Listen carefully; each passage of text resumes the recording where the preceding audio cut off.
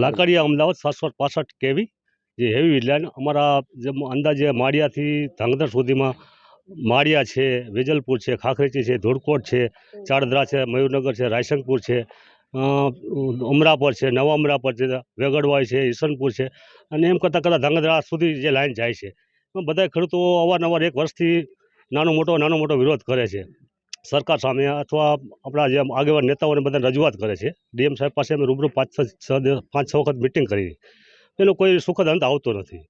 અને બીજું એવું છે કે ભાઈ અત્યારે કંપનીવાળા જબરજસ્તી કરીને દરેકના ખેતરમાં મારી વાડી 2 દિવસ પહેલાં નોમે કામ કરવા દીધું, પછી કાલે પછી આવી અને જબરજસ્તી કામ કરી ગયા અને અત્યારે મારી વાડીમાં કામ ચાલુ છે.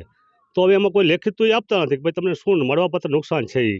અને બીજો વસ્તુ એવી છે કે જે ફળનો ભાવ 979નો જીઆરસી સરકારે આપ્યો છે, પેલો પ્રથમ તો એ હોવો ન જોઈએ. શું કામ ન હોવો જોઈએ કે 2021માં 1003 રૂપિયા ભાવ આપેલો હોય અગાઉની કંપની લાકડીયા બરોડા લાનવાળાએ, તો આમાં 979 કેમ 5 વર્ષ પ્લસ જવા છતાં? તો સરકારનો એવો ધારાધોરણ છે કે 10% દર વર્ષે વધારો આપવો ખેડૂતને, જેના નુકસાન થાય તેને. તો નુકસાનમાં 10% વધારો આપતા નથી અને 983 રૂપિયા કમસે કમ 100 રૂપિયા આમાંથી ઓછા કર્યા છે. મૂળ ભાવ 103 રૂપિયાના ભાવથી 100 રૂપિયા ઓછા કરવામાં આવ્યા છે. તો ઓછા શું કામ કરવા જોઈએ? 10% લેખા 5 વર્ષ થઈ ગયા તો 50%નો વધારો મળવો જોઈએ ને. તો સરકાર એવી વોટ્સઅપમાં ગાઈડલાઈન ચાલે છે કે 200% આપવા, તો આમ 200% નથી આપતા. 1003ને જે 2021માં જીઆરસી એ પણ નથી આપતા અને એમાંથી 979 જાહેર કર્યો. છતાં ખેડૂતો સંતોષી છે, ખેડૂતો અન્નદાતા છે, ખેડૂતો ભગવાન ભરોસે ચાલવાવાળી એક ઉદ્યમી જ્ઞાતિ છે, બરાબર. તો એ તો બધા ભગવાન ભરોસે 919 લેવા તૈયાર છે. તો 979 ચાલો ફળના ભાવ આપે છે તો ખેડૂત એની સાથે એગ્રી છે.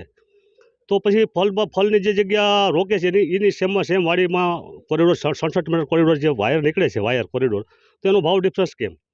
તો એનો 675 રૂપિયા સરકાર એવો અમારા પ્રાંત અધિકારી અને મામલતદાર ઓફિસે 15 દિવસ પહેલાં અમારા ધારાસભ્ય પ્રકાશભાઈ આવેલા, બધાની સાથે નક્કી થયેલું કે 675. ત્યારે ખેડૂતે બધા ના પાડી ભાઈ અમે આ 675માં કામ કરવા દેશું નહીં.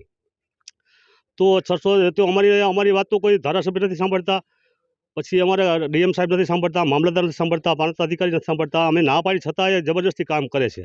તો આનામાં અમારો અવાજ કોની પાસે આપવો, અમારે જવાબ કોને આપવો, અમારું સાંભળે કોણ? તો અમે ખેડૂત છીએ તો અમે તો ભગવાનના ભરોસે એક ચાલવાવાળી જ્ઞાતિ છે, અથવા અમે તો અમારા ખેતરમાં તો પશુ પંખી માનવ દાણો ઢોર ઢાંખર બધા ખાય છે, વાહે વધે ખેડૂત ખાય છે. અમે પકવેલા ભાવનો અમને પૂરો ભાવ નથી મળતો, છતાં અમે સહન કરીએ છીએ. ચાલો ભાઈ આ વર્ષે ભગવાન આપશે, આગલા વર્ષે ભગવાન આપશે. અમે ભગવાન ભરોસામાંથી જીવી છીએ. તો અમારી માંગ આવી એવી છે કે ભાઈ ચલો ફળનો ભાવ પણ 979 અમે એની સાથે એગ્રી છે. પછી